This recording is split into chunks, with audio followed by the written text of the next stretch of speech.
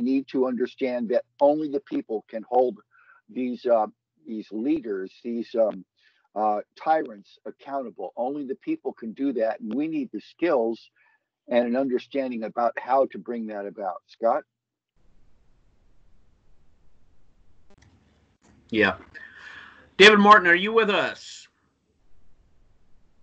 You're on mute, so make sure you've unmuted your microphone and let us know if you can hear us. We can't hear you yet, so give us a notice. We can't hear you yet, so make sure your microphone's on off mute. The lower microphone button. I see we have them on there, but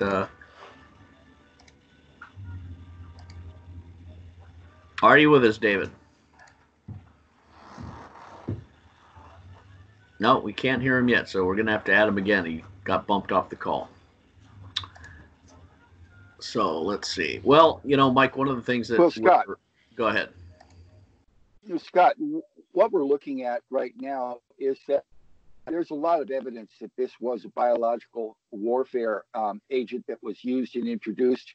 There's a lot of evidence that they had been preparing for this. There's a lot of evidence that they've actually been working on this through the different viruses like the swine flu, the bird flu, the MERS. This is something where they've been preparing for a long time, even for years, to knock America back on her heels, knock her out of her status as a leading industrial nation, as a nation that promotes individual sovereignty and national sovereignty, because their plans, the plans that these people are globalist plans. They have to do with controlling people at a level that removes all sense of individual sovereignty. They're trying to bring people to a place where they must submit, and this kind of tyranny, this kind of control, is so odious that most people can't imagine that there are people around that can do this kind of thing, that can actually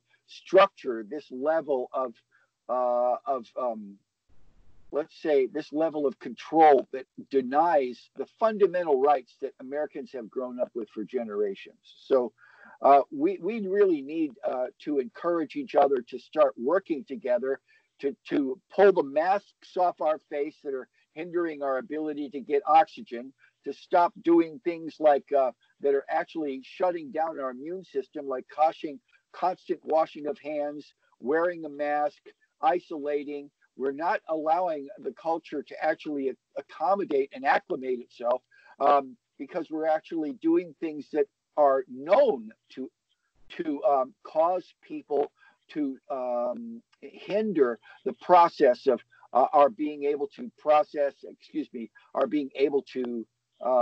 make our immune system effective by allowing it to be exposed to these different kinds of microbes. We're shutting that down. So essentially, it seems that we're setting the people up for the next virus, which, if we don't have a functioning immune system, the next virus will actually kill millions of people. Go on.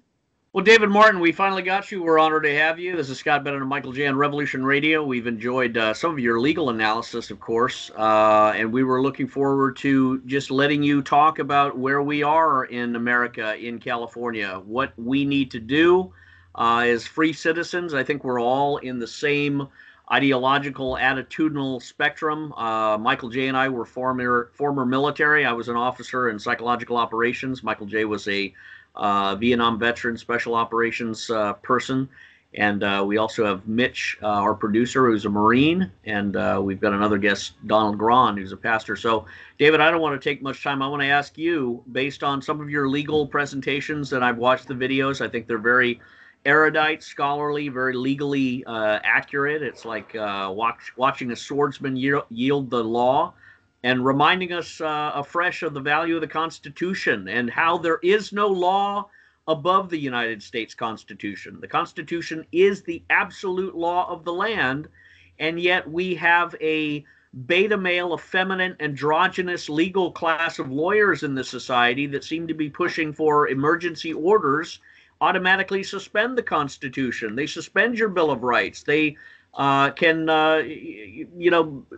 basically become superior to the United States Constitution. So I'm going to hand it over to you and let you run hog wild and fire in the air all the arrows that you want. Go ahead, David Martin. We can't hear you, pal. Make sure your microphone's on. Nope, can't hear you yet. Can't hear you yet. So just make sure the microphone is connected. Cannot hear you. Cannot hear. And if we can't hear you by Skype, we can always call on a cell phone number if you want to give us that number. Can't hear you yet. And I'm sure you'll probably retool the settings of these. Of course, while we're waiting for David to hook up, Michael J., Don Gron, and I and you have always suffered, and we'll bring Mitch will bring you on, David, by this cell phone number. So Mitch, if you can call him on that would be perfect. But we've always suffered people interfering with our broadcasts, and it's very telling. So this certainly would seem to be one of those where they interfere. So go ahead, Michael J., while we bring on David via the phone. Stand by. Thank you.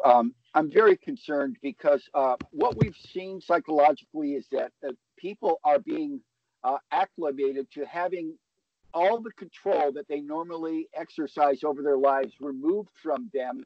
And what we're seeing in America is most people involved in business, most people are being threatened with fines or jail unless they enforce these insane regulations, which essentially are not about keeping people healthy, but what they're doing is they're treating people that are healthy as if they're sick or as if they could get sick.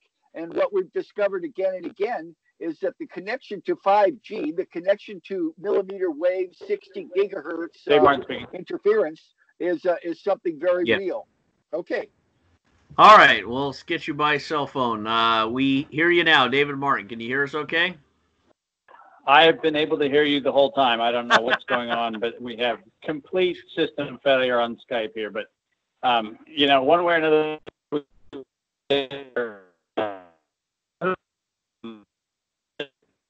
particularly troublesome spot here, simply because what's happening, to your earlier point, is that the legal community is abjectly failing in standing up for the rights of Californians and, for that matter, for Americans. And let's just kind of take a step back here. For a governor like Governor Newsom to declare a state of emergency, the provisions that are provided under the Constitution of the state of California make it abundantly clear that there has to be a verified threat and a verified event. This is not something where you can just have a boogeyman that says, ooh, there's something scary, therefore a state of emergency. There actually has to be evidence of a real situation. And the problem that we have in California is under the statute that was invoked by the governor in his first executive order, he specifically made reference to the fact that there was not an actual thing happening. This was the threat of COVID-19. And given the fact that the threat of COVID-19 is what is referenced in the executive order, we have to go back and ask ourselves, what is the question that arises from that particular statement? What is the threat of COVID-19? COVID-19 on the 4th of March of conditions that had largely to do with an atypical pneumonia. Can you hear me? Can you hear me okay? Yeah, we can hear you, David. Go ahead. Okay. COVID-19 was an atypical pneumonia, meaning that there was something going on in the respiratory systems of a series of patients. What was never established at the time of the declaration of a state of emergency in California was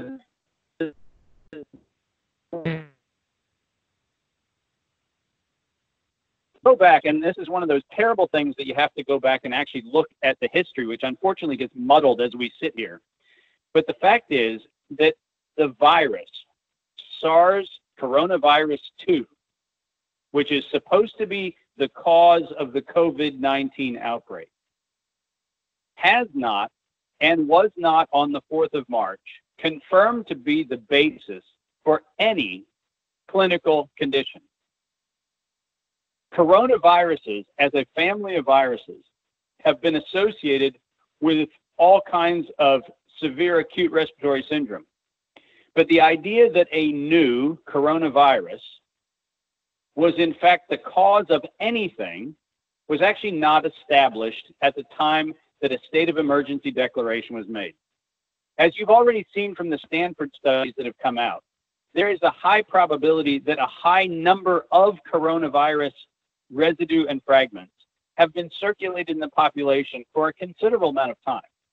And the reason why the CDC and others cannot verify that this in fact was unique and novel and fresh from China on December 31st is because of a series of illegal actions that they took going back to 2003. So let's jump in a time machine and go back to where the crime started. 2003, there was reportedly in Guangdong, provincial China, there was reportedly an outbreak of what was called SARS. We all remember that. We saw the pictures. 800, 900 people died. It was a thing. That thing was largely contained to Asia, but you heard about it, and it was the feature of the news. And in 2003, the United States Department of Health and Human Services filed a patent on the human transmission of coronavirus, the gene and the gene sequence associated with the coronavirus that made the jump to human. Now, your listeners need to understand that it was illegal in 2003 to file a patent on any part of nature. That is a violation of the United States Constitution, Section 1, 8 of the United States Constitution, and the actual law that governs that, which is 35 U.S. Code Section 101. It explicitly states that it is illegal to file a patent on an object of nature. That is categorically illegal. The Center for Disease Control, violating the Constitution of the United States and violating 35 U.S. Code 101, chose to file a patent not only on the virus, but they also filed a patent on its detection and a kit to test for it.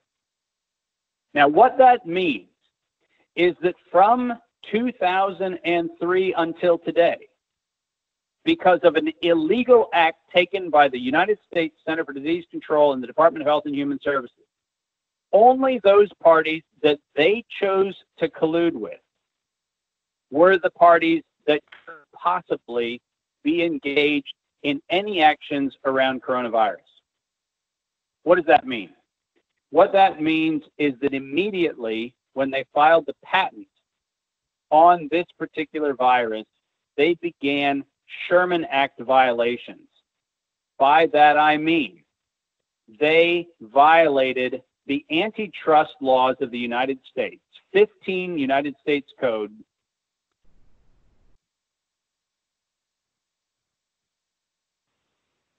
colluding with both federal agencies and private corporations to control the use and dissemination of an illegal patent on a virus. David, let me ask you to restate that because we just lost suspiciously the last 30 seconds of what you were saying. So go back. Not a problem. Happy to rewind 30 seconds. I can easily do it. By holding it was illegal when it was filed and illegal when it was received. By holding on to that patent, the Center for Disease Control, the Department of Health and Human Services, NIAID, Anthony Fauci's organization, illegally maintained a monopoly and disrupted interstate commerce, a clear violation of the Sherman Act and a clear violation of the Clayton Act, and they violated it by commercially engaging with both other agencies as well as foundations as well as corporations in which they had a material benefit. And that is actually not only a theft of taxpayer money, but it's an illegal act of collusion under the Sherman and the Clayton Act provisions. This is an antitrust case. Now, you wouldn't be surprised if I told you that some of the architects of this particular action are relatively familiar with antitrust cases. We all remember the fact that none other than Bill Gates at Microsoft occupied years of the Department of Justice with respect to his antitrust actions at Microsoft. Not surprisingly, the architects of antitrust problems in software have spilled over into the antitrust violations in life sciences. Giant shock. Once a criminal, always a criminal. This is no different. But here's where it gets worse.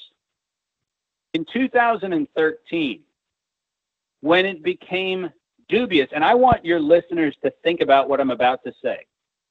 The Obama administration, known for its moral turpitude and its upstanding nature, decided that doing research on chimeric versions of these viruses was unethical.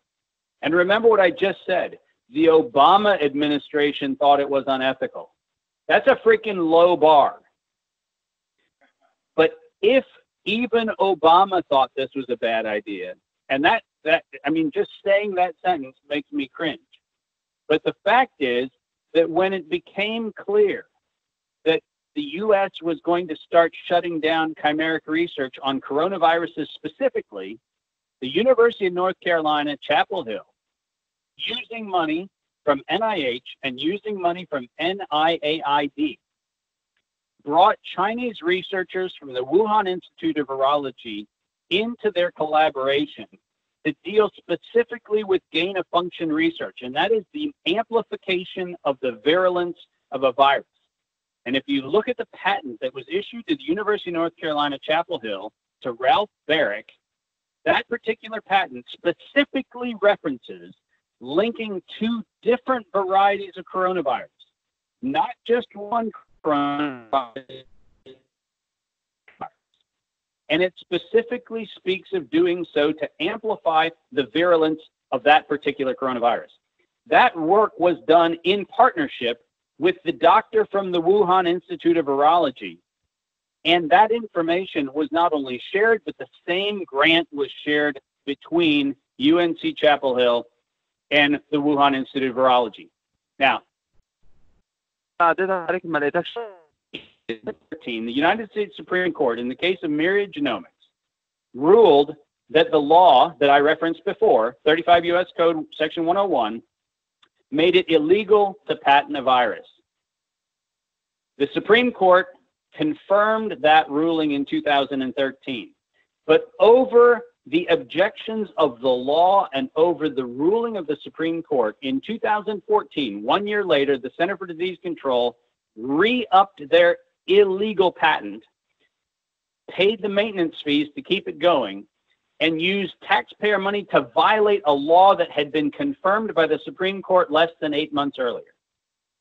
Now, as a taxpayer, as a U.S. citizen, the idea that the Department of Health and Human Services violated not only the law, but overrode the Supreme Court of the United States is something that should have every single individual up in arms, because it is absolutely unthinkable that our money, our hard-earned income that we pay tax on, went to take funds and pay for something that the Supreme Court had already declared illegal. And then, to add insult to injury, when it became very clear that the U.S. was starting to get a little dodgy on how it was managing its engineering of coronavirus, a foreign interest, also in violation of the Sherman and the Clayton Act, we decided to pay a foreign interest to continue work that we as a people decided was unethical. Now, that is the backdrop. And by the way, if any lawyers are listening, it is absolutely unconscionable that lawyers are not first and foremost taking on this issue and saying that the basis upon which 100% of the governor's actions are being taken is a fraud in the first place, and the fraud is perpetrated on the top of a felony that is committed by agents within the Department of Health and Human Services, CDC. So we are actually, and that's why I said in my video, we're under house arrest for a crime that is committed. We're not under house arrest just because it's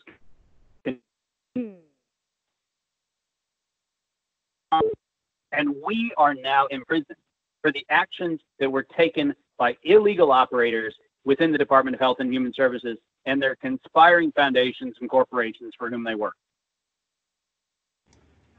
We lost, ironically, the last 20 seconds of that. So I'd like you to repeat that before I give my comment. Go ahead. The last 20 seconds. Yeah. So last 20 seconds are, as I said in my video, we are under house arrest for a crime that was committed by the Department of Health and Human Services, by Center for Disease Control, by the National Institutes of Health, and we are currently being incarcerated because of their crime. I'm gonna deplete some of the bandwidth here, so we'll lose a couple things in the video, but it won't deteriorate the call, but it'll add to the integrity. Let me share with you, David. I think that's powerful. I think that's a powerful indictment. I worked at the Department of Health and Human Services when I was in the Bush administration, and instantly, if I was still in the Bush administration and you were approaching me talking about this, I would instantly say, well, let's you and I take a little march down to the White House and have a meeting with the Inspector General and HHS's Inspector General, the White House, the Department of Justice, because it seems like this is a grotesque threat to national security. It is a felony. It is so many different violations that Fauci would seem to be indictable immediately. And also, it seems to give credence to the Chinese accusation that we were responsible for triggering this or injecting this or doing this. Even though it seems like it's being managed, it was originally managed but deported from the United States over to Wuhan, China. It seems like really the deep state and these agents have corrupted the CDC and HHS to further this agenda, and really it needs to be part of a White House investigation. Even though I know there's criticisms of the corruption of the government and things like that, but what if you were tasked, and we do have influence within certain big parties in Washington, if the president asked you, David, what should I do? What would you respond? How would you take this on as a presidential advisor to stopping and prosecuting, exposing this? Go ahead. Well, having advised several presidents in the past, I would make it abundantly clear that the first thing that has to happen is a probable felon and potentially treasonous felon should not be sharing the podium with the President of the United States. There is no question that having the individual who has all the foreknowledge of everything I've laid out, standing next to the president, being the spokesperson for the public health of this country, is actually an egregious assault to every one of our integrities. Because the fact is that Dr. Fauci has no business having the honor and decorum of being next to the president at this point in time. There is no question that he conducted work. And let's get very clear. This is such an important topic because people are trying to do the whodunit. You know, was it the Chinese? Was it Americans? Was it somebody else? It's important for us to understand that the research that was patented at the University of North Carolina, Chapel Hill in the 2013 to 2016 time period was actually research in which the Chinese were very actively participating. So who did it is probably a scatter shot of an open choke shotgun. Who did it was probably a little bit of everybody. And what is it? What is it is the amplification of a virus using engineering techniques that in 2013 were considered to be unethical and potentially as much as if there was a possibility that they even violated the Geneva Protocol on biological weapons. So I get very, very comfortable very quickly by saying that at the end of the day, it becomes a standoff where we're both pointing fingers correctly at each other for doing something that neither one of us should have been doing. There is no justification for amplifying the pathogens that can harm humans. And there is no justification for that now or then. But the other thing that the president needs to do is actually hold up a standard, which is a standard that has been in place since the Supreme Court, in the case of Ju Ho v. Williamson in 1900, ruled that it is illegal to have multiple classes of the public capriciously quarantined. You are not allowed, under the ruling Ju Ho v. Williamson, you are not allowed to have a subset of the population free and capable of engaging at liberty, and others restricted and restrained from liberty. What is that court case and citation again? Yes, it's Jew, as in the religion, Ju Ho, Jewho v. Williamson, was decided in 1900. And this was a case in which the city of San Francisco had selectively placed certain Asian populations under a capricious rule of house arrest while non-Asians were free to move.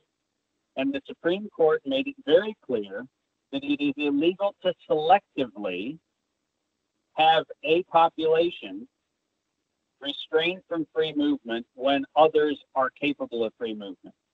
And so this idea that we can use the Department of Homeland Security critical infrastructure threshold to say some people are critical and the rest of the world isn't, a direct violation of that Supreme Court case. And it is absolutely clear that the actions that are being taken, whether we talk about social distancing, whether we talk about face mask wearing, whether we talk about any of these recommendations, are done explicitly in violation of existing Supreme Court rulings. Yeah, that's a powerful case to cite, and I'm reading too the California Constitution, and of course it's reminds us of the basic fundamentals. But it is important to read these again just to refresh ourselves in the liberty and the rights that we have, and the key. Well, Section 1, all men are by nature free and independent and have certain inalienable rights, among which are those of enjoying and defending life and liberty, acquiring, possessing, and protecting property, and pursuing and obtaining safety and happiness. That's the Constitution of 1849, Correct. Article 1, Section 1. And also... Section 10, the right to assemble and to petition. The people have the right to freely assemble together to consult for the common good, to instruct their representatives, and to petition the legislature for redress of grievances. And then, Correct. Of course, religiously, this is Section 4, liberty and conscience. The free exercise and enjoyment of religious profession and worship without discrimination or preference shall forever be guaranteed in this state, and no person Correct. shall be rendered incompetent to be a witness or juror on account of his opinions on matters of religious belief. But the liberty of conscience hereby secured shall not be so construed as to excuse acts of licentiousness or justify practices inconsistent with the peace and safety of this state. And of course, the privilege of the writ of habeas corpus shall not be suspended unless when in cases of rebellion or invasion, the public safety may Correct. require its suspension. This is not rebellion. This is not invasion. This is nothing more than some alleged virus, sickness, flu, or purple butterfly dust, or some whatever you want to invent. That does not suspend or overturn the Constitution of California or the Constitution of the United States. But it's amazing the lawyers and the judges that we've interfaced with that just have a sagging, empty balloon, pitiful response. And I'll be so bold as to say we've had lawyers from legal groups that represent churches that have the simpleton, or mendacity or whatever to say, well, you just have to wear masks and you just have to be 6 feet apart and you just have to, be in your cars, but you can still, assemble. Michael J., thank you for calling. And maybe you could comment on that about the Constitution of California, the Constitution of the United States, and really where we boldly need to go, where we seem to have forgotten that we have a right to go. Go ahead, Mr. Martin. Yeah, well, listen, I think it's important. I unfortunately find myself frequently encountering people who seem never to have read or have read and forgotten the Constitution. Yes. And that's the Constitution of the U.S., and that's the Constitution in which they live. The fact of the matter is all of the constitutional protections are always enforced. And it's important to understand that no act of a governor has the ability to suspend the Constitution. It does have from time to time, as you just articulated, it does in time, as you described in California, for very specific acts of aggression and insurrection, the ability to suspend certain activities. But it never has the ability to suspend the core precepts of civil liberties at any point in time. No governor has that right. No individual has that right. And that's because the framers of our Constitution made it abundantly clear that that could not be done. You still there? Yeah, we're here. You hear me? Okay, good. My screen just said I've been removed from the call. I wanted to make sure that I was not. Let me tell you something. Let me. I'll share a little something with you, David. You may not know about me. I wrote a book called Shell Game. You can look into the website. Yep. Shell Game Whistleblower. Yep. But I was a military officer in psychological operations at U.S. Central Command, and I discovered the entire deep state shell game with Hillary Clinton, the State Department, the Clinton Foundation, Obama, using 19,000 bank accounts for hundreds of millions of dollars that were being used to finance the Saudi Arabians and the Qatarians and the Libyan operations and the Syrian operations. And, of course, I was thrown in prison by the Obama administration saying I filled out a paperwork on a housing form incorrectly. So we're blocked and interfered with all the time.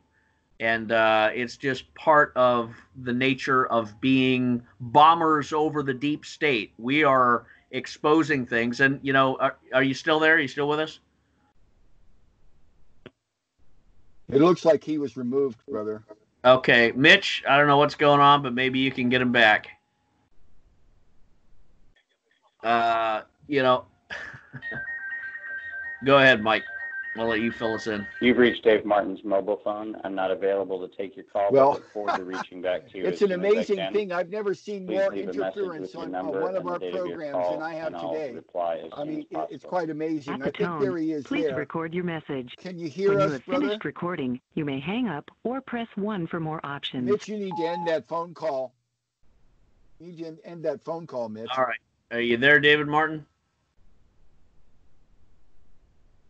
Yeah, he's frozen, and well, I think his he's still muted. Go on. All right. Let's do this. All right. Okay.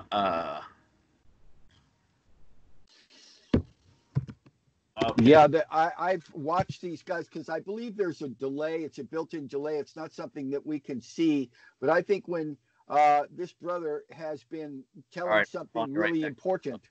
they will cut it off or interfere it so that it blocks out his message. Go on. Well, let's refresh while we bring him back on. Mitch, you call him one more time on a cell phone. Is that you? Yeah, here you go. We got you back. Okay. All right. So we're going to keep the video off because it is radio. But I wanted just to give you an introduction. How much did you hear when I was talking about my background in shell game and all that jazz? I got as far as you were talking about the many bank accounts through which millions and hundreds of millions of dollars were being moved around. Well, make a long story short, because I don't want to bore you, but I just want to share, just because this is one of the reasons that we're interfered with all the time. Michael J. and I and Don Gron have done video shows for a few years now. But Shell Game was a report that I wrote when I was a military officer exposing Hillary Clinton and the Clinton State Department, a law firm called Covington and Burling. Covington and Burling know them very well. Yeah, yep. Good. I'm glad because what we've also done, of course, is I was in Dallas, Texas at an Operation Classified conference, and I met Sidney Powell, and I met General Flynn's brother. And, of course, I said, wow, we got to talk because your brother is represented by the law firm that is one of the key players in the deep state terrorist financing operations. They were up to the bed of Hillary Clinton, the Clinton Foundation, the State Department. Well, I told Sidney Powell all of this over a 2-day period, and her and I got along great. And I told David, Flynn's brother, and they were all flabbergasted, of course. But they ended up firing Covington and Burling. Michael Flynn fired his attorneys per my request, per my instruction and demand. And they hired Sidney Powell. So Sidney, and I won't go into too much detail over the radio because I know the bad guys are screaming and squirming and plucking their hair out about what she knows. But everything that I wrote, everything that I know in Shell Game and the whistleblowing report, Sidney Powell knows. And what Sidney Powell is doing, and the judge is doing, and Attorney General Barr is doing, is the pulling out of the card that's going to cause the whole house of cards to fall. It's going to cause the exposure of the deep state, all of Covington and Burling's connections to all of these people. And it's extraordinarily exciting for me because I wasn't a participant. I was directly in it. I was a player in this, and Brad Birkenfeld was the key resource that I wrote in my book, all his bank accounts that he brought over. Ed Snowden worked with me at Booz Allen Hamilton. I don't go into too much about that. Julian Assange and the WikiLeaks cables that he provided to Brad are part of this. This was really what started, I think, a lot of the deep state attacks on Trump. And we were on the phone with Michael Cohen, Trump's attorney, about this, and Eric Trump, and it goes on and on and on. So I'll send you a copy of my book. Just it'll help enlighten you about all this other stuff and the other side of the coin in this. But I'll let you give us your feedback. You had said you knew a little bit about Covington and the other stuff. What's your assessment about what's happening in America and this whole deep state thing, and where President Trump is going, and this guy Fauci, which I think you've done a tremendous job exposing. What's your assessment? And then I'm going to hand it to Michael J. because I know he's got some questions for you. Go ahead. Yeah, well, I think it's important for us to realize that if we go back, certainly since the emergence of the Vietnam War, we unfortunately have a number of individuals who have decided to take opportunistic license to hijack the United States. And those licenses have largely been for individuals to set in motion things that enrich themselves at the expense of the average citizen in the United States. The fact is that we are now in a situation where I feel like we're in that kind of, was it Al Pacino, or who was it? The You Can't Handle the Truth. No, it wasn't Al Pacino. It was Jack Nicholson. Jack Nicholson. We're in a moment where it's time for everybody to put their big boy pants on and realize that we can handle the truth. And the truth is that for years, there has been enormous amounts of misdirection and overt crimes that have been committed in the name of the citizens of the United States, which have to come to light.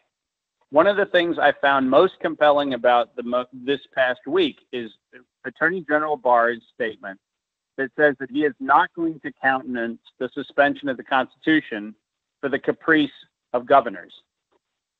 If we are serious about that statement, and if William Barr is serious about that statement, if President Trump is serious about that as an extension of the Attorney General's role within the executive, it is absolutely critical that we do not allow people to hide behind their surrogates and their cover organizations any longer.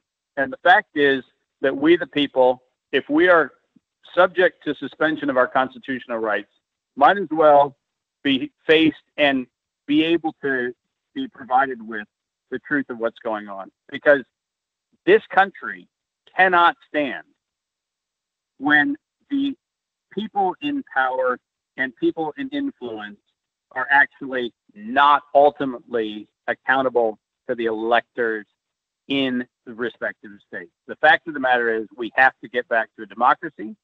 And right now we've seen that entirely suspended. Yeah. Michael J., I'm going to hand it to you to respond and comment to Mr. Martin's presentation. Go ahead. Yes, Mr. Martin, it's a pleasure listening to your expose. I'm in agreement with you as a Vietnam veteran. I served in 4 different combat units over there. And I was spared miraculously from many things, in that many people that served in the same area as I did have long since died from Agent Orange. I personally believe that it's been part of the deep state policy to send our warriors to war, mostly in false flag wars, and then get rid of them at the end of the war, or deny them their due. But the issue is, for us, what we're seeing is this situation right now is just another version of the false flag. And these people are very good at developing these false flags, in that the Gulf of Tonkin never happened, in that we know who was involved with the explosions that took down the World Trade Center.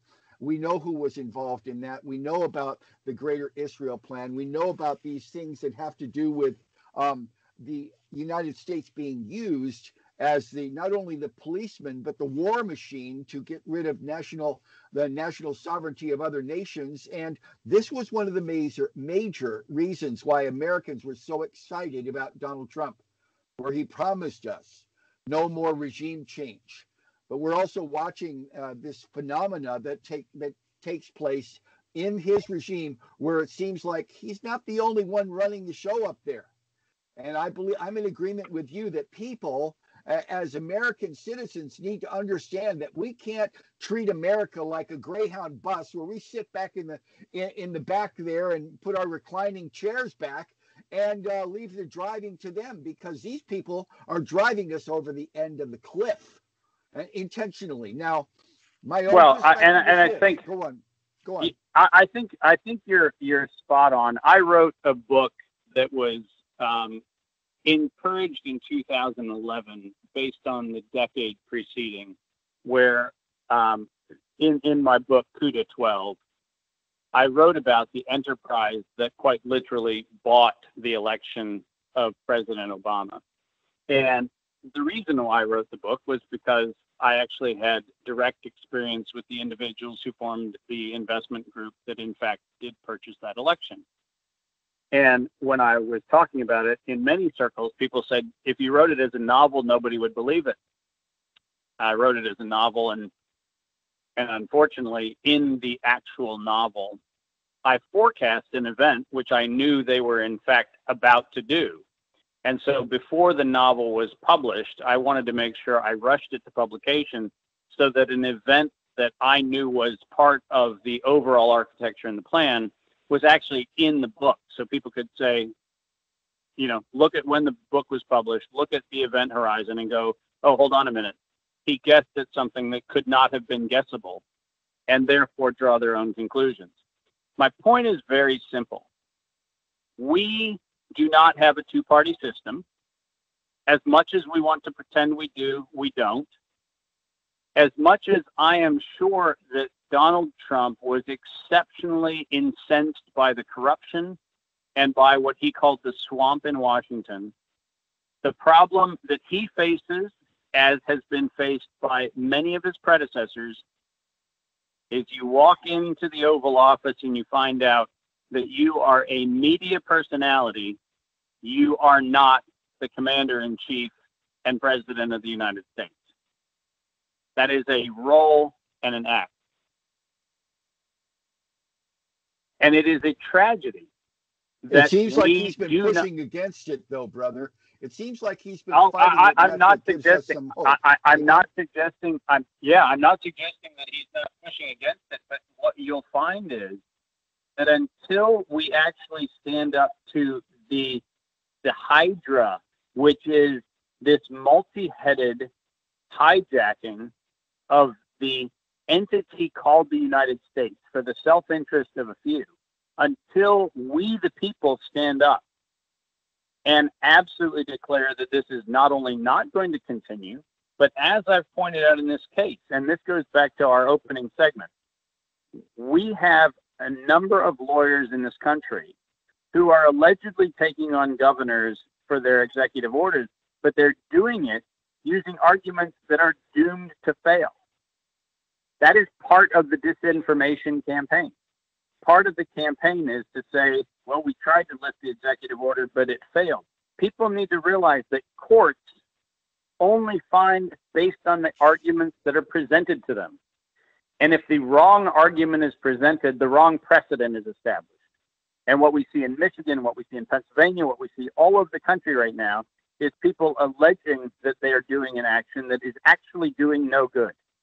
We have a crime that has been committed against the citizens of the United States, and we need legal experts around the country to take their particular state houses into litigation where remember, the crime of a Sherman Act violation and the crime of a Clayton Act violation are felony crimes that are punishable if it's a corporation up to $100 million, and if it's an individual up to $10 million.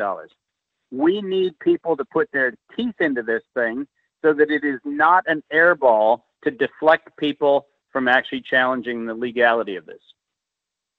I see that this is in some ways just another aspect of controlled opposition, because many of the things that we have noticed concerning the obvious aggression against the American people in censoring and in things like that we see these limp-wristed attempts where we're looking for real leadership, but what we're finding is we're experiencing theater that looks like they're doing their best. And that's what you're pointing out, that we've got a bunch of counterfeits where they've turned our Congress and Senate into a whorehouse because they're all bought and paid for, and we don't have any real leaders standing up. But if we do, they wind up being sued, put in prison, suddenly dying.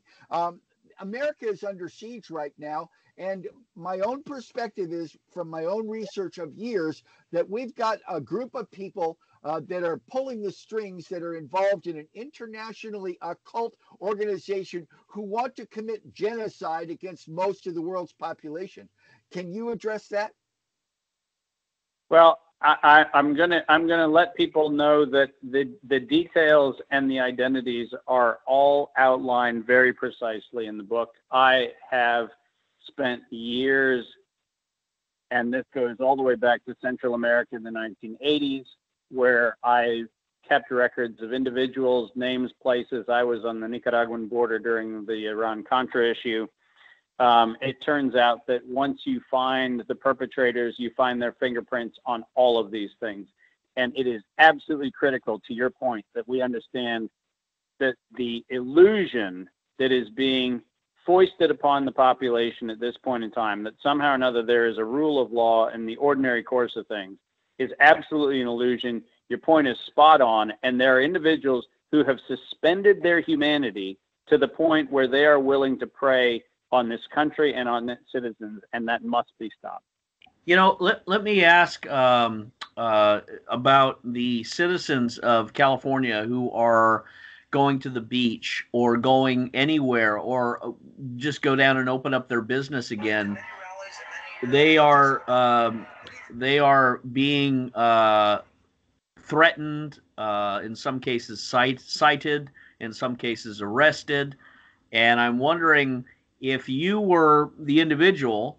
What would you say to any officer, any cop, anyone whatsoever, any supervisor, any town councilman or whatever? What would you say in a response that adequately diffuses the situation and puts you in the dominant position and we've all been developing language about this, and I think yours is exquisite, but that really wins the argument and positions you either to sue them for $1 million for violating your rights, or just moves them out of your way so you can continue doing your business. Go ahead.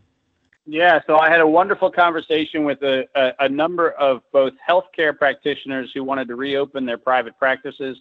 And just last night, a small town in the broader Los Angeles area called and asked if I would speak to them and all their business executives in a meeting last night, which I did. I spent a lovely hour chatting with people out in kind of the northeast part of the greater LA metro area.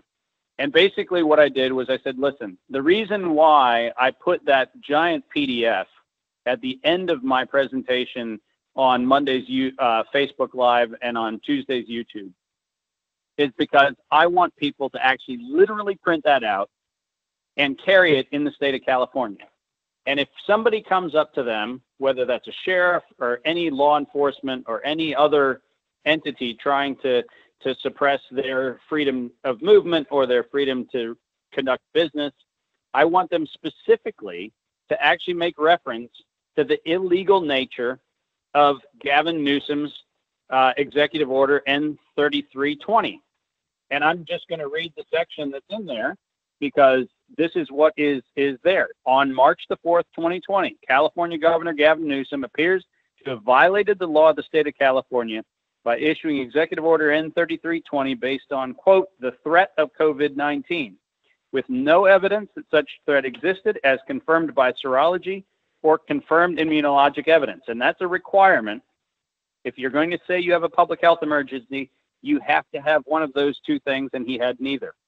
The government code section cited in the order, government code section 8567, 8627, and 8665 require that criteria be met, which do not include the threat of a condition, but evidence of the said condition. At the time, neither the CDC nor the World Health Organization had sufficient testing in place, A, to confirm and isolate a novel coronavirus from other coronaviruses, and B, California did not have pathology data to suggest that an epidemic was imminent, and C, the rest of the United States was equally incapable of making such assessments as a result of the aforementioned conspiring parties. Governor Newsom's executive order, followed by numerous other orders, are all based on a threat of a thing that may or may not exist and are unconstitutional. And I simply would go to anybody who actually says, I'm going to try to write you a citation, or I'm going to try to fine you, or I'm going to try to do anything else, say, you know what? Innocent until proven guilty. This is a crime committed by the governor, and until that crime is addressed, I'm at liberty. And that's an excellent summary right there. We're going to go to a break and be right back. We hope you can stay with us, David. That alone right there establishes a crime has been committed, and in a sense, and I'm not a lawyer, but philosophically I'm meandering, you do not want to be a party to the crime. You don't want to be included in the crime. You don't want to acquiesce or recognize or give any jurisdiction, or you will be complicit or participating or aiding and abetting and collaborating in this crime. There is a felony that's been committed by the federal government authority, and there is no complicity that any U.S. citizen has to have in that felony.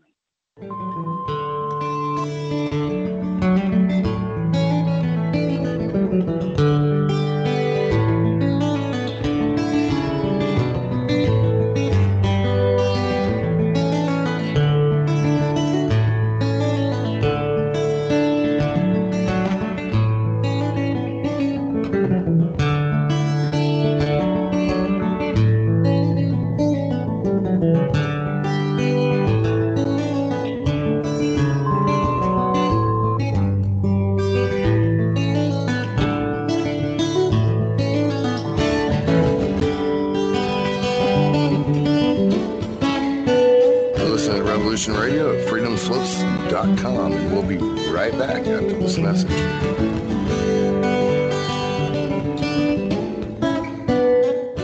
Ladies and gentlemen, can I please have your attention? I've just been handed an urgent news story, and I need all of you to stop what you're doing and listen. On the go? Still want to listen? Don't have one of those fancy phones with too many buttons. Don't know what an app is? Or you don't even care? Well, we got you here at Revolution Radio. Now you can dial in 24/7 to listen to our shows. We have a number for Studio A and Studio B, and best of all, it's free. Don't forget, your carrier charges for your cell phone provider may apply, though, so check with your cell provider to make sure. So ready? Here you go. Get a pen. Here's the number. Studio A is 712-432-6958, and Studio B is 716-748-0112. Thank you very much for listening to Revolution Radio, freedomslips.com, the #1 listener-supported radio station in the world.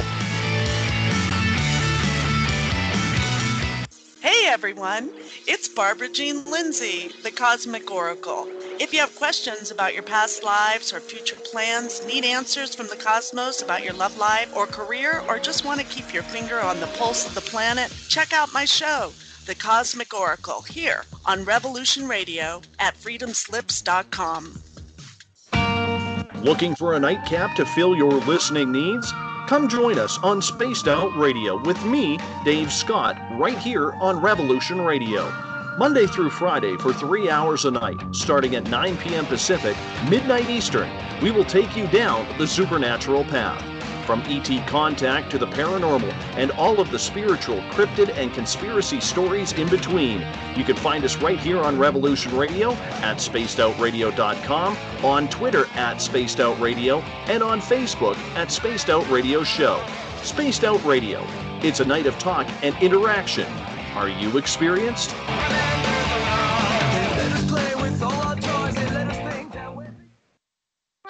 Hello, Karl Marx here.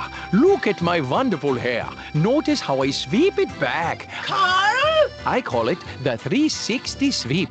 Beard, sideburns, and the magnificent coif. Carl! What? What is this? You're on the radio. They can't see you. Oh, yeah. I get confused. Want to learn more about the Marxist agenda and other important stuff? Listen to The Ultimate Remedy with L.B. Bork, Tuesdays 6 p.m. Eastern, right here on Revolution Radio.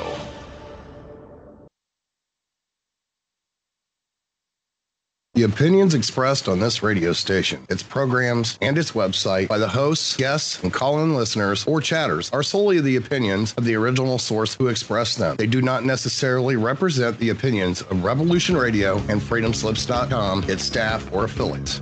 You're listening to Revolution Radio, freedomslips.com, 100% listener-supported radio, and now we return you to your host.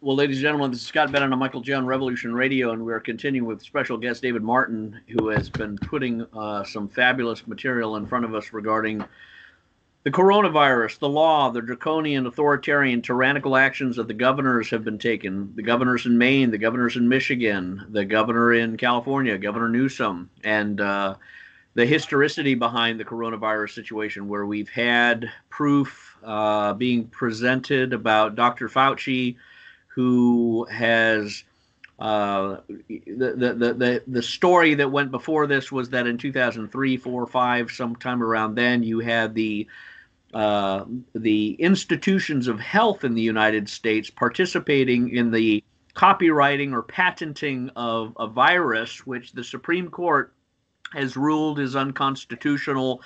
And I think there's a lot of ethical and Nuremberg, in fact, violations that may be construed here. But you've had the marketing and the patenting of a virus, and it ties directly to Bill Gates and his organization. Bill Gates, who is under investigation or prosecution, I think, in India for providing polio vaccines that has resulted in the crippling of thousands of Indian children. And that that's another topic. Feel free to illuminate us on, David.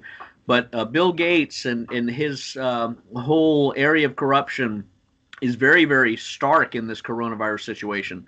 Gates, that has no medical degree whatsoever, and that I think he's an easy person to come to dislike. There's pictures of Bill Gates, of course, with Barack Obama and Michael LaVaughn Robinson, who's also known as Michelle Obama. In the Wuhan laboratory, where the virus, allegedly was sent over for development, and we're discovering that Dr. Fauci has a direct place and role in this, and all of these people that are surrounding Donald Trump, that are white collar criminals, and we've seen photographs of Fauci, of course, with a whole host of globalist media tycoons, from Bill Moyers to Ted Turner, Barbara Walters. There's a Rockefeller. There's a tremendous picture of all these people with Fauci right there. And now we're moving into the executive orders that have been issued that are restraining Americans from leaving their homes or going to their churches and assembling to worship or opening their businesses in order to feed their children. The governors have issued the stay-at-home draconian order to psychologically traumatize and control people, and I think the Democrat governors have had a blood rush, a flood of adrenaline with power, and they've run amok. They've gone crazy with this, and it's almost like they're on some sort of a high that they don't want to come off of. So they keep jabbing themselves with these acts of authoritarianism. But the American people are becoming quickened and enlightened to both the hollowness of this fear of the coronavirus, as well as the realization that the constitutional rights and liberties that our forebears died for, and that we have as our inheritance in America, that these rights and the basic rights are being violated. And what you've just provided, David, was the foundation for the legal argument that the governor's executive orders are based on fraud, haven't had the right necessary evidence that are needed in order to justify some sort of a threat existing. So he's gone around corners, he's invented things, he's failed to provide the minimum requirement, as well as he's just trampled on the rights. But I'm going to hand it back to you and let you continue. Yeah, well, let's make sure the knife is as sharp as it needs to be. Governor Newsom built an executive order on felony crimes committed by the Department of Health and Human Services and by the individuals and organizations that I lay out in the video and the document that I just sent to you. So you now have the PDF. I just sent it across in your message. You can share that. Yeah, great. And the fact of the matter is, the crimes that led to what is called COVID-19. Remember, COVID-19 has not had a single definition. COVID-19 has been a slippery slope of trying to prop up a series of numbers that the Center for Disease Control and others have desperately wanted to match the models that were developed by the Imperial College in London, by the Johns Hopkins University, and by the University of Washington Institute for Health and Medical Epidemiology. Those three models all had a desired outcome, which was mass infection and enormous amounts of death. The problem is it didn't materialize. But you had people like Andrew Cuomo, who instilled fear and terror across this country by talking about the need for 30,000 respirators and how he was going to choose who gets to live and who gets to die. And I want to read, just so everyone is abundantly clear, that under the United States Patriot Act, which is public law number 10752, which was in effect when Governor Newsom instituted his illegal executive order.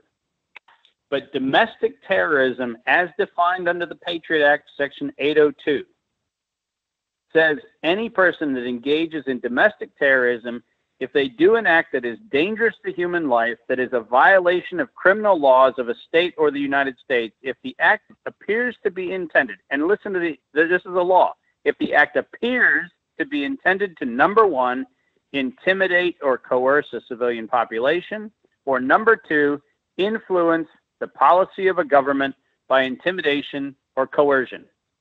If you don't think that is chapter and verse what governors across this country did from March the 4th to March the 15th, which was the period of time during which Section 802 of the U.S. Patriot Act was still in force, you are blind. The fact is that they coerced the civilian population using false numbers, which they knew were false, and they tried to influence policy of government, which includes and is not limited to the fact that over $485 million was directed to private corporations by the National Institutes of Health to enrich the parties who actually were making up the entire scheme all along. This is a theft of the public trust. This is a violation of the law, and it's ultimately domestic terrorism as defined under Section 802 of the Patriot Act. Yeah. And I'm wondering, China has been identified in this whole thing. What is your assessment of China, its role? What is the truth behind China's role, participation in this whole situation? Well, there's no question that, as I lay out in the facts that are published in the document I just sent across to you, that on 3 different occasions, the Center for Disease Control, the National Institute of Allergy and Infectious Disease, which is Anthony Fauci's institute, and the Wuhan Institute of Virology and the Chinese Academy of Sciences worked not only together explicitly, but actually shared not only the basic science information, but more importantly, shared the capacity to amplify the virology that we are now concerning ourselves with, this SARS-CoV-2. They worked together from a period of at least 2013 to 2016 under a series of grants where the United States government paid the Chinese government to work on these particular viruses. Now, if you are a United States citizen who have been sitting in house arrest for the last 6 to 8 weeks, and you hear that your tax dollars were sent to the Wuhan Institute of Virology, Chinese Academy of Sciences, and by the way, the $3.6 million, the $3.8 million thing that gets published on, the CNN and on the Fox News and on all of these other things, the fact of the matter is that the total amount of money that's gone into this is something over $450 million. We know that $75 million and counting specifically has gone into work on amplifying the coronavirus. And that work has included researchers in the United States and researchers in China. And the fact is that the Department of Health and Human Services, National Institutes of Health, have been inseparable with the Chinese effort ever since 2003. So this is one which is quite problematic in that there is not a national interest that has been even considered. Neither the United States interest nor the Chinese interest. These are individuals within the government agencies who have decided to be cavalier with all of our health and with all of our futures and do things specifically to enrich themselves. Yeah, and go ahead, Mike, go ahead. There was a quote in the Bible. It was a prophet speaking to a king who was greedy, covetous, and essentially a beta male listening to his wife Jezebel. If that reminds you of somebody, it's not a coincidence. But the reality is he told Ahab, you have sold yourself in the sight of the Lord to do evil. And what we're experiencing here in America is we've got half-truths being passed off as some authority. We've got people that you've pointed out are actors. They're actually playing a role, but they're not truly representing the American people. But we've also got the evidence of decades-long psychological preparation for this collapse, for this destruction of our economy, for this planned destruction where people will lose their homes, their businesses, they'll be out on the street. And we've still got over almost 1,000 FEMA camps ready to, quote, help people out in case there's a crisis and a national emergency. And the American people need to look at the fact that all of this was a psychological warfare and a declaration of war at a level where multiple people at high levels in positions of power with no moral authority have been complicit in that. We heard one of the, he was quoted, one of the people that was part of the Bernie Sanders election team. He was saying, when we get these Democrats and these patriots under our control, we're going to get them into the FEMA camps and we're going to take care of business. This has been a part of the globalist mindset where America is being sold out by phony leaders, by counterfeit leaders. And where are the people that are willing to stand up because they also, like many of us, took an oath to defend the Constitution against domestic enemies? Where are the leaders being allowed to congregate and communicate when it's now you can't have more than 5 or 10 people around and everybody has to have a mask and everybody's been intimidated psychologically to submit to a bunch of attack dogs that are going to go around and pull you off a bus if you don't have a mask on? David? Well, it's funny if you look at history is filled with people where the named actors, the people who people are pretty sure are in control, are actually puppets of other actors who are actually in control. And as you pointed out, from biblical narratives all the way forward, we have been in a situation where it takes what the Old Testament refers to as a remnant of faithful people. It takes a few people to actually say, we will not submit. And I am convinced, and this, if you want to pick a passion, right? I have done white collar, I have done covert op, I've done all kinds of investigations across the last 35 years. And what I can tell you is that within the same organizations where corruption runs rampant, I have always found patriots. I've always found the one or two people who are willing to put their neck on the line and stand up for what is right. And so for me, as frustrating as this moment is in time, I have great certainty that there are individuals potentially listening to this show right now for which this will be their prophetic call to action to say, enough. I'm not going to sit down. I'm not going to let rights of citizens be trampled. And in this particular instance, it's bigger, as you just pointed out. It's bigger than the rights of citizens.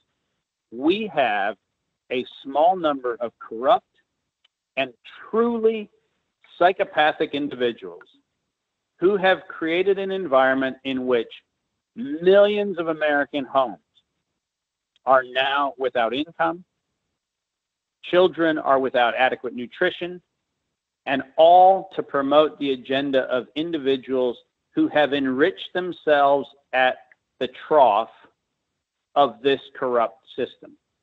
And the fact is that we're in the midst of it right now in the state of California. Gilead Sciences, one of the celebrated companies, who has a compound that, if you look at the compound's development, which was for Ebola back in 2016, if you look at what Gilead Sciences has received from the government, it is staggering to think that no one in California is standing up to the fact that there is, without question, a link between California promoting the panic and Gilead Science is being located in California so that it can enrich itself and ultimately it can enrich the people that are on its political payroll. Here's the deepest concern that I have at the moment as we approach the election in November, and that is we are currently living in a period of time where neither party is willing to stand up with integrity and say, we will not allow the rights of citizens to be trampled on. And it is not acceptable that we have allegedly a two-party system, and neither Republicans nor Democrats are actually making a coherent and correct argument that says a crime has been committed. This is not about subjectivity. This is about a crime that's been committed, and not a single person within either party is holding the criminals accountable. Yeah, it's very alarming because we see ourselves at every turn inching closer to civil war, and it's not because of anything else other than the government authorities, the police, the sheriffs, the town councils, the mayors have, become dictators and taken their authority and imprisoned the civilian population and imprisoned them with fear, threatened them with fear, put in social control, psychological manipulation tactics such as mandating mask wearing, creating a cultural environment of hysterical crybabies and tatty-tales, and emotional support animal Smurf citizenry, rushing to tell on people based on lies, based on fraud, based on no science whatsoever. And this has been a massive social control. Trump owns this. He was president. For whatever reason, he allowed this to happen. He responded to it. Some of his response has been okay, I think. Some of it has been very bad. But moving forward, looking forward and how he needs to go, we've said from the very beginning, he needs to pray and be seen praying like Roosevelt did and say, if my people will turn from their wicked ways, I will heal their land. He needs to aggressively get on the side of the people and say the United States of America and the Constitution mandate, allow, and respect people's right to live, move, and have their being, and they can never be violated on that. And the entire country needs to be opened immediately. And the governors that fail to do this need to be sued for civil rights violations, and all of the states, all of the peoples need to rebel against this this illegal authority, this unconstitutional authority. And I think we're going 15 U.S. Code, Section 1.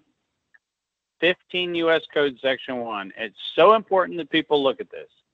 A restraint of trade or commerce among the states, which is the actions that have been taken by every governor that's locked down their state, is in fact a conspiracy and declared illegal. I'm reading directly from 15 U.S. Code, Section 1. Is a conspiracy hereby declared illegal and is guilty of a felony, and on conviction thereof shall be punished by a fine not exceeding $100 million if a corporation, or if any person, $1 million, or by imprisonment not exceeding 10 years. That is what the governors are currently doing. They are restraining trade. They are doing acts that are a conspiracy based on a violation of the law, and they are doing so in violation of 15 U.S. Code, Section 1. That is an excellent instrument to use. 15 U.S. Code, Section 1.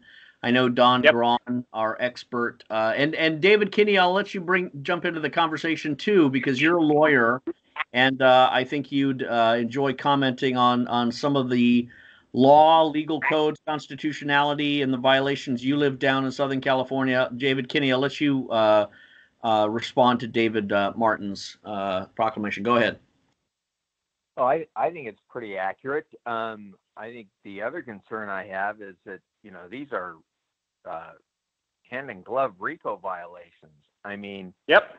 It appears to me that there is massive infiltration of corruption inside our government, especially out here in California.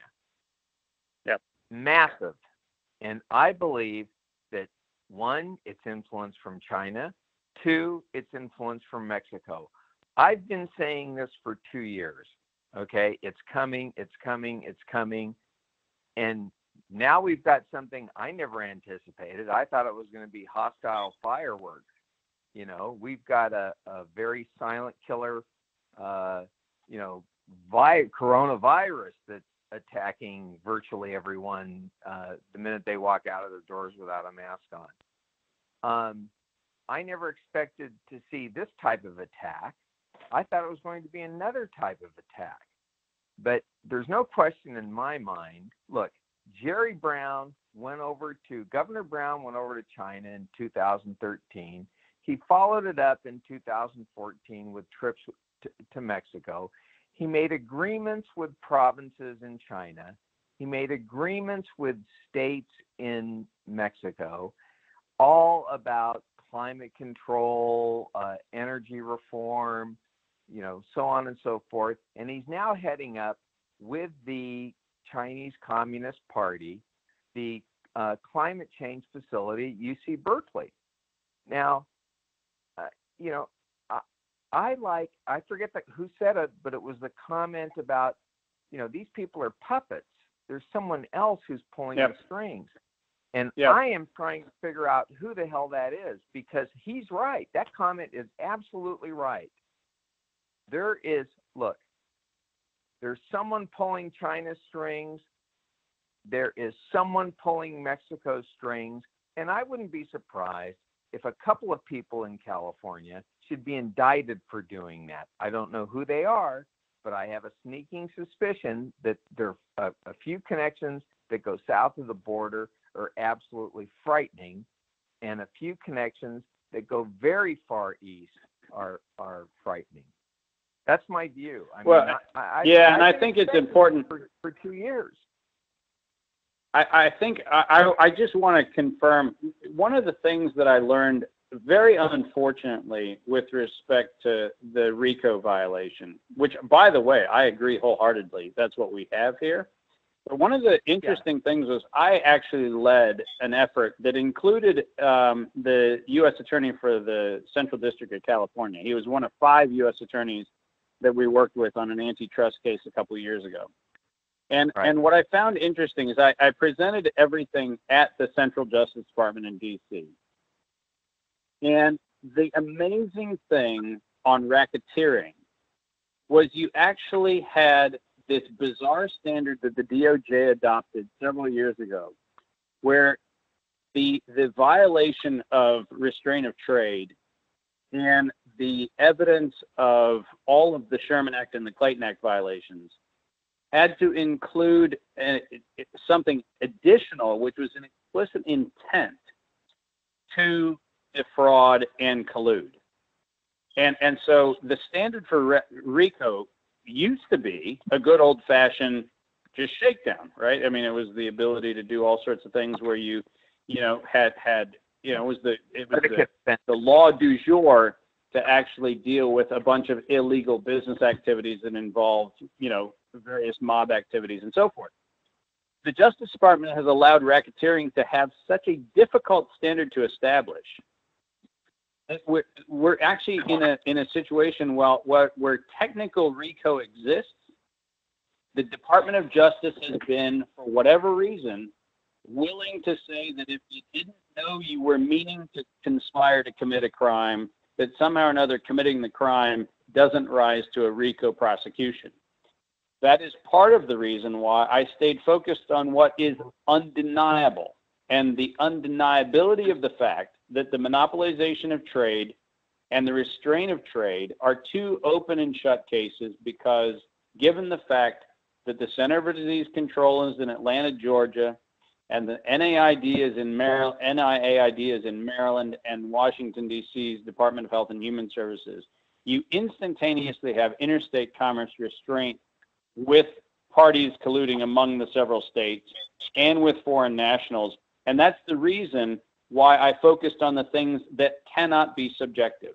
I wholeheartedly agree that RICO is relevant, but I know that the Central Justice Department determination of using RICO statutes, for whatever reason, has actually been largely poo-pooed by the last couple administrations. And I find it offensive, but the practical reality is there has been a increased resistance to using RICO for reasons that I think are self-evident, because the people who would get burned are the people who are calling the shot.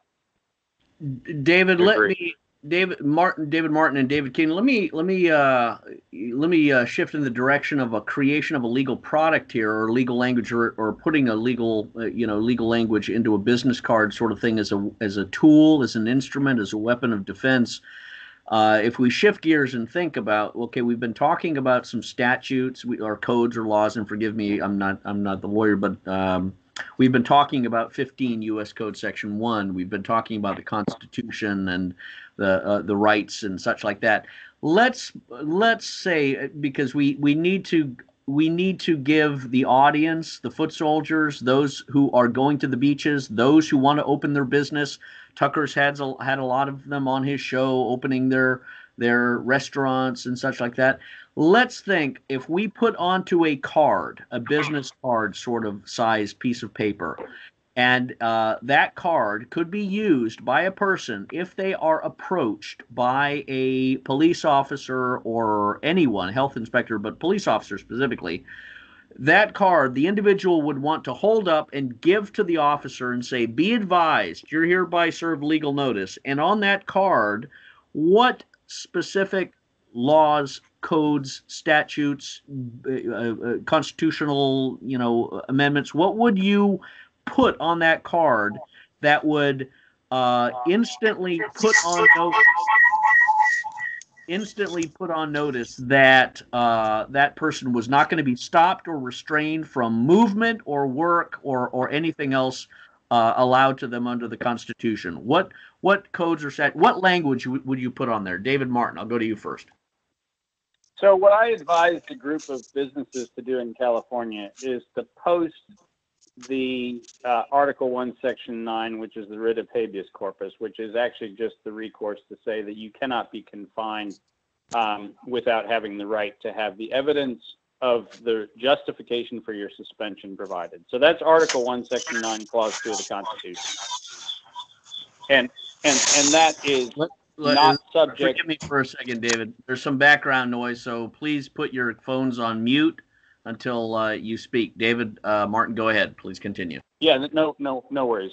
Article 1, Section 9, Clause 2 of the Constitution, which is in fact the ability to say that if you are confined for whatever reason, your right to actually have the evidence of the justification for it presented. And in this case, remember, the evidence is the evidence that requires the state. It puts the burden on the state to actually justify the basis upon which you actually have been asked to have your rights suspended. And in specific, Article 1, Section 9, Clause 2 says it shall not be suspended unless when in cases of rebellion or invasion, the public safety may require it.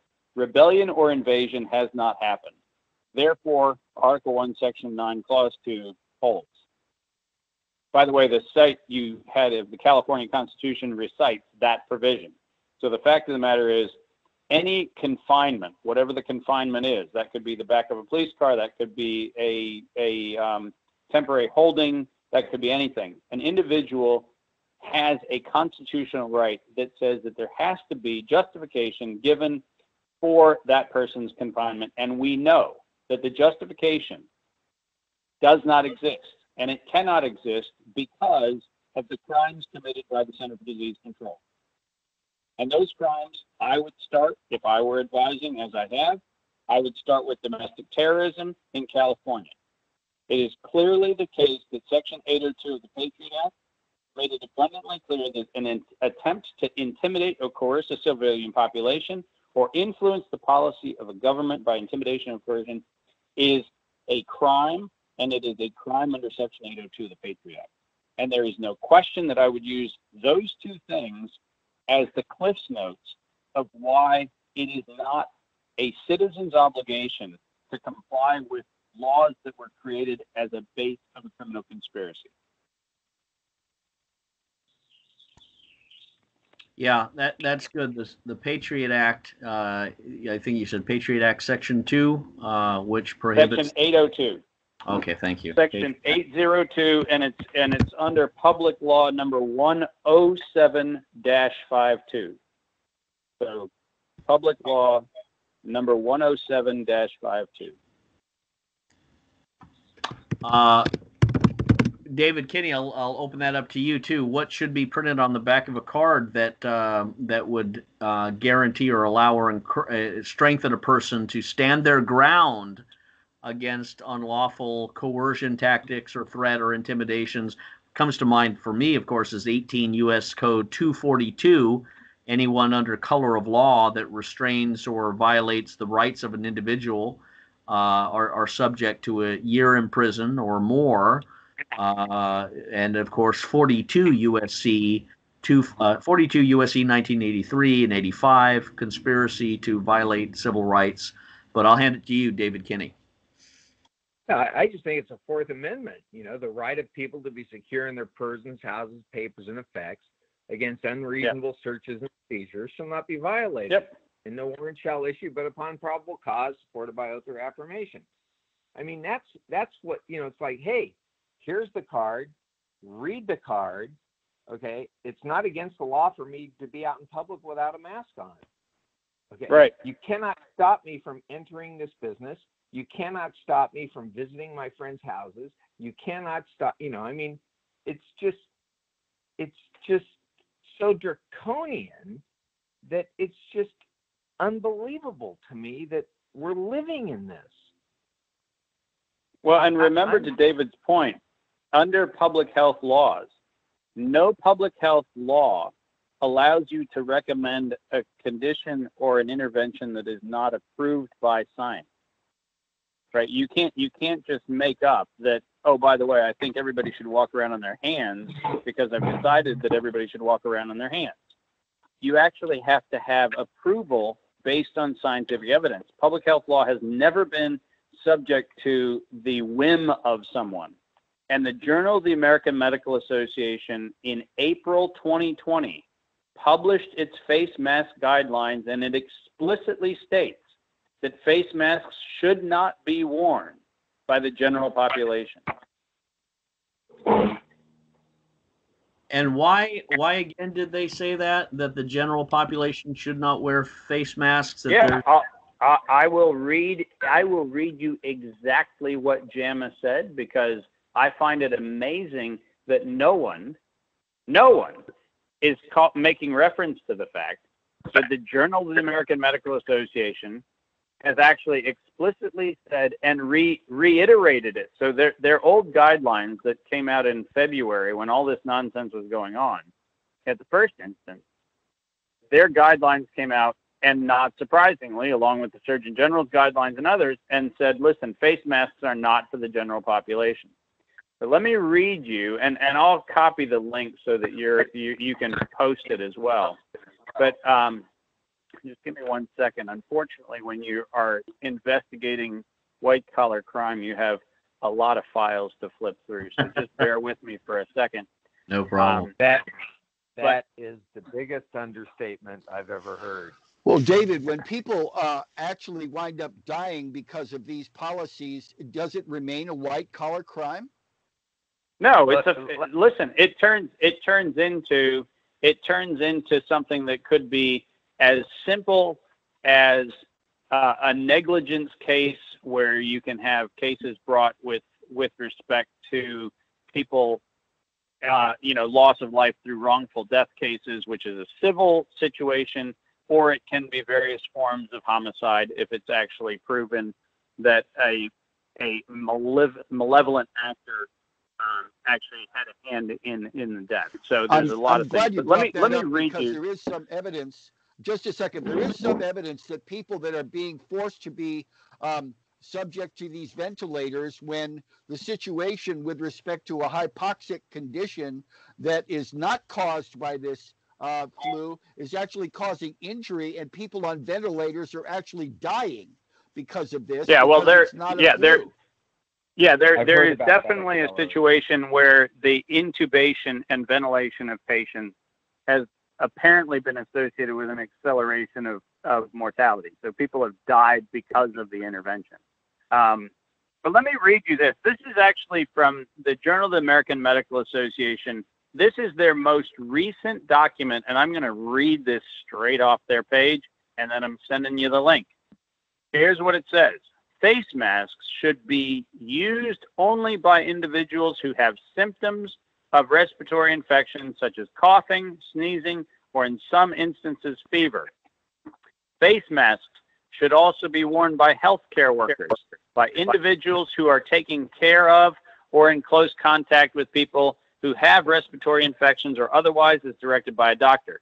Face masks should not be worn by healthy individuals to protect themselves from acquiring respiratory infection because there is no evidence to suggest that face masks worn by healthy individuals are effective in preventing people from becoming ill. That is straight off of the Journal of the American Medical Association's page. Now, I have no clue how Governor Newsom or any other governor can have their head so far up their posterior that they can read that and come to the conclusion that that is in the interest of public health. The Journal of the American Medical Association is not some slouch left or right wing kind of thing. It is the medical standard in the United States. And the medical standard says face masks should not be worn. Not, hey, we don't think it's a good idea. It says should not be.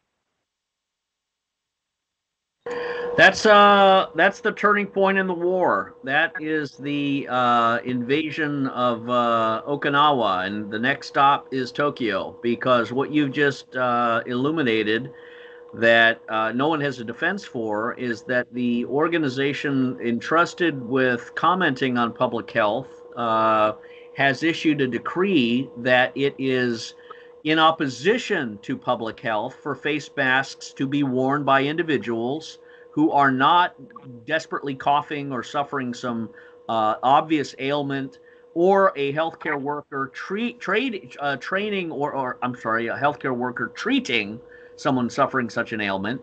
The general public, general healthy public, should not be wearing face masks, and yet the governor is in direct opposition to this. They are an example of living hypocrisy. And in fact, as Michael J. said before, and others, the face masks may be causing a lot of harm based on the hypoxia or oxygen limitation or other things.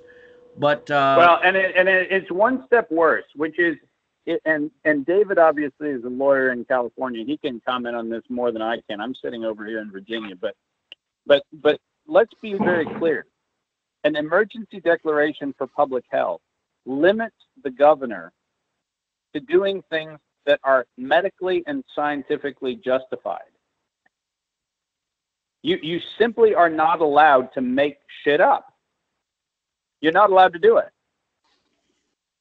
And when the Journal of the American Medical Association in April confirmed their statement that said face masks should not be worn by a healthy population, there is no way on God's green earth that you can extrapolate from that a public health justification for a rule that is clearly nothing more than a means of going back to what I've said time and time again. This is to incite fear and terror. This is to deprive people of liberty, and it is to mark people for their complicity with being cowed and having their rights suspended. There is no justification for it whatsoever. There is not a single clinical study that actually allows for any interpretation to include that a healthy population benefits from mask wearing. And to the contrary, the Journal of the American Medical Association explicitly states that it should not be done. There's no justification whatsoever, and the governor of California and the governor of 41 other states have been absolutely capricious in making this up as a way to incite fear and terror in their population. Well, and the other stunning fact is that they've very successfully accomplished that objective. I go for a walk in the mornings. If you're not wearing a face mask, people walk to the other side of the street. Yep. They will not get in with 8 feet or 10 feet of you or whatever. They'll go to the other side of the street. And it's not atypical. I mean, it's virtually everyone who's out walking in the morning or even in the afternoons. I mean, I went to the post office today for 5 minutes. Everyone was 6 feet apart, wearing masks. They've got all the protective sheathing up for the post office employees. And I'm sitting here saying to myself, there's been this homicide or manslaughter that has started out of Wuhan, China, and it's taking, I believe if it's been negligent, then we've got a huge manslaughter case.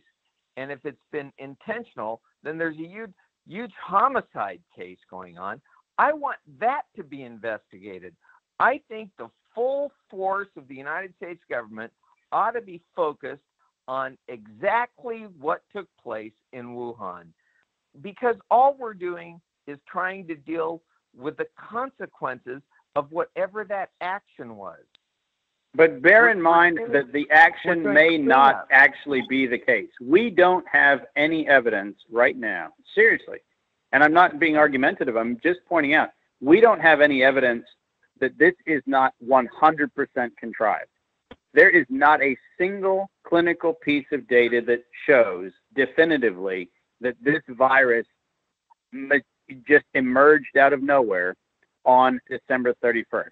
We did not test because we were constrained from testing because of the criminal acts of the CDC. The reason we don't have tests is because of their illegal action. We have no idea whether this is new on December 31st, whether it was new in November. We have no idea whether it's been around for 5 years. We do not know that, and we are restrained from knowing that because of illegal actions taken by the Center for Disease Control. And we cannot let them get off the hook. They committed a crime, and they are the reason why. I've just understood. I'm sorry. I apologize. I have assimilated what you're saying. Okay. I didn't get what you were saying, that it's a hoax. It's a fraud. There's no question it's a fraud. And they are covering it up because they had an illegal conspiracy that was going on since 2014, when over the objections of the Supreme Court, they decided to block us from knowing when this thing got out. And this is why Fauci said back a couple of years ago that the administration will be subject to a pandemic. No kidding, because he was architecting it. Oh my gosh. This is a crime against the citizens of the United States, but it's a crime against humanity. This is actually horrific, and people are sitting on their hands paying no attention to the real crime. We're running around debating on whether we should social distance and face masks. But the fact of the matter is, a crime was committed, and by the way, this is not a Dave Martin hunch. When the Supreme Court has adjudicated on the legality of a thing, and you willfully act in opposition to a Supreme Court determined enforceable law, that is a crime. Taking public funds to block the ability for the public to know whether there A, is a coronavirus, B, whether there are a bunch of coronaviruses, C, whether there are all kinds of coronaviruses running all over the place, and D, having the ability to test for them. All of that was controlled by an illegal asset held by the Center for Disease Control and the Department of Health and Human Services, and they, in violation of the law, created the conditions in which none of us have the ability to know whether this is new, whether it's not new, But the only thing we can certainly know is that by 2016, they conspired to make the virus more virulent, and they did it in partnership with China. That we do know. And that is absolutely unconscionable. I agree with that assessment. Let me switch along those lines, David Martin. It seems like you have an opportunity for international recourse or an international complaint or a world criminal court or some human rights declaration of violation, not only for American people, but the Iranian people seem particularly That's exactly right. abused. That's exactly right. Exactly right. How should this is a crime against humanity. Yeah, how would they? How should they? How should others, address this, raise this? It's got nothing to do with Trump. It's really got everything to do with the deep state manipulators and globalists. How would you? Well, but if there's any person listening to my voice who has the ability to shape or inform the President of the United States, this is the defining moment between whether he will be remembered as a Hoover and presiding over the collapse, or as an Eisenhower, or as a Lincoln, or as an emancipator. This is his defining moment. The defining moment is he going to stand up to the cabal right now and say enough? And is he going to look at Tony Fauci and go, out of my sight, you are the perpetrator of what has destroyed my reputation, my presidency, and the economy of the United States. And it is his moment in time to put it on the line and say, are you going to lead or not? Yes. And what in the name of God does he have Fauci around him in the first place? Tucker Carlson, who I've met personally, Michael J. and I met him personally in San Francisco and gave him a copy of Shell Game and debriefed him thoroughly on a lot of this stuff. I think it's one of the reasons, Mike, that he's got a little bit more testicular fortitude. I think the shock of Shell Game energized glands that haven't been exercised in decades.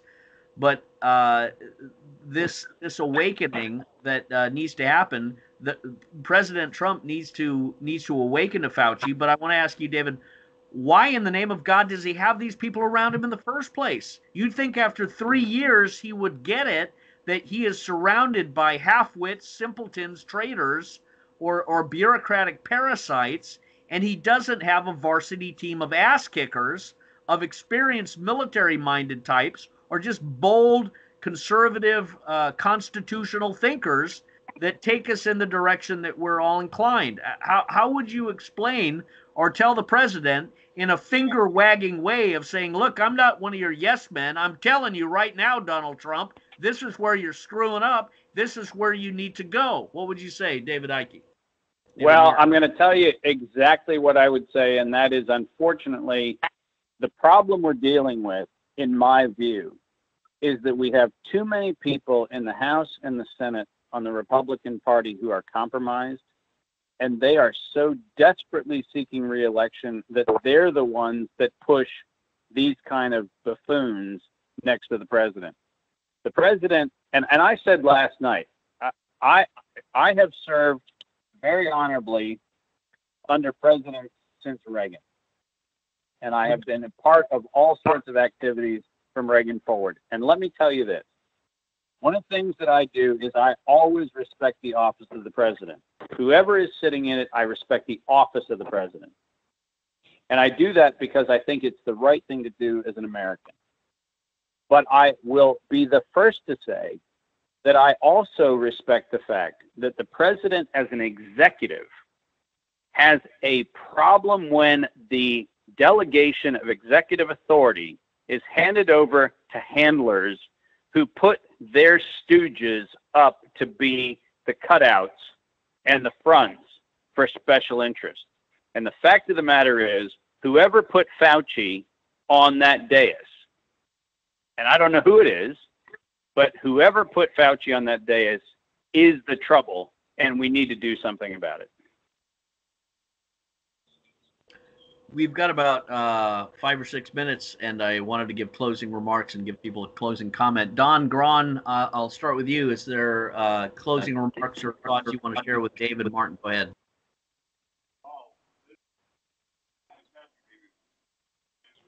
Put your volume up a little bit, Don. We can't hear you. I can't hear Don.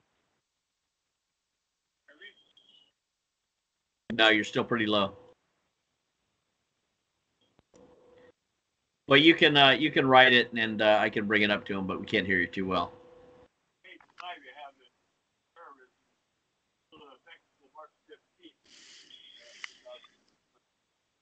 Thanks, Don. Let me hand it over to you, David Kinney, and then Michael J., and we'll close with David. Go ahead, David Kinney. Sure. I just want to echo the remarks earlier. I think that we really need to figure out who are the puppet masters. And God, I just rack my brain trying to figure that out. It's global. It's certain countries, but there are few people pulling these strings. And, I'm looking for hints. I've got some things I suspect, but I'm looking for there's some people I know for sure. There are other people that I'm looking for further evidence. Well, to Austria and look to the Ukraine as well, and that's a subject for another long conversation. Okay. Michael J. Anderson, I'll let you ask David Martin. Thank you, and I appreciate everything that you gentlemen have brought to the table here. I believe that people that are not understanding how restricting their oxygen also shuts down their ability to think clearly. It's a really important thing what you've brought out about the fact that that this medical association has said that healthy people should not be wearing masks. Anybody that's ever been in the military realizes that the restriction they experienced when they had a gas mask on greatly reduced their ability to function normally. It's an emergency situation. The other situation I think that we are looking at is that people have a whole lot more responsibility than they can imagine if they consider that this is a spiritual problem and this political social problem is symptomatic of a spiritual problem. And America has been brought into this place where God has allowed this degeneration, this social degeneration, this financial destruction of our nation. This is part of something that we need to seek God about and ask God to relieve us. Yeah. And brother, thank you for this. David Martin, I want to give you a chance to give us your website, email, Twitter, how people can follow you on Facebook. Go ahead, David. Yeah, listen, the website is davidmartin.world. The YouTube is David Martin World.